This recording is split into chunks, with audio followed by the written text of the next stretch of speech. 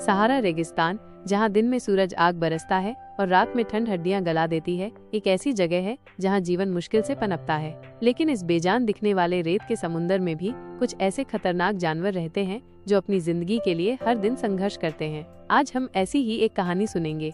सफेद रेत के समुंदर में एक नई सुबह।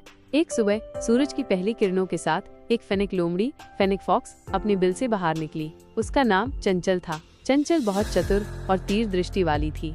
उसके बड़े कान रेगिस्तान की हल्की से हल्की आहट भी सुन सकते थे। वो अपने छोटे छोटे शिकार जैसे कि कीड़े मकोड़े और छिपकलियां ढूंढने निकली थी।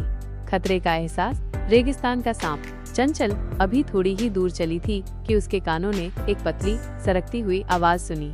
उसने तुरंत सावधानी से इधर उधर देखा।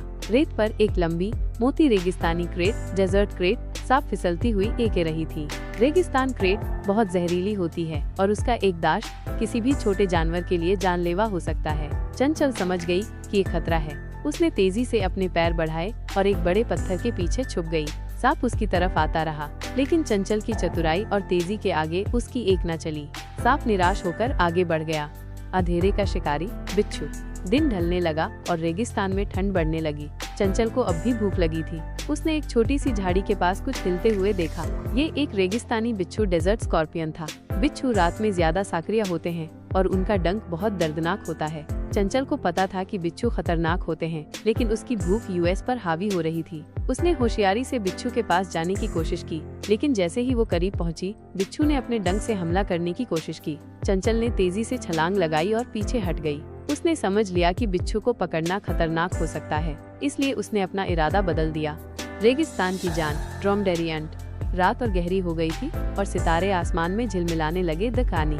चंचल अभी भी अपने भोजन की तलाश में थी जब उसने दूर से एक बड़े जानवर की आहट सुनी। ये एक ड्रोमेडेरी अंट, ड्रोमेडेरी कैमल था, जिसे रेगिस्तान का जहाज भी कहा जाता है। ऊंट रेगिस्तान में बहुत महत्वपूर्ण होते हैं और लंबी दूरियों तक पानी के बिना चल सकते हैं। चंचल ने सोचा कि शायद यूज ऊंट के आसपास कोई छोटा शिकार मिल जाए। ऊंट शांत भाव से रेत पर बैठा था और कुछ कंटीली झाड़ियां खा रहा था। चंचल उसके पास गई और वहां घास फूस में चूहे का एक बिल देखा। उसने तुरंत मौके का फायदा उठाया और चूहे को पकड़ लिया।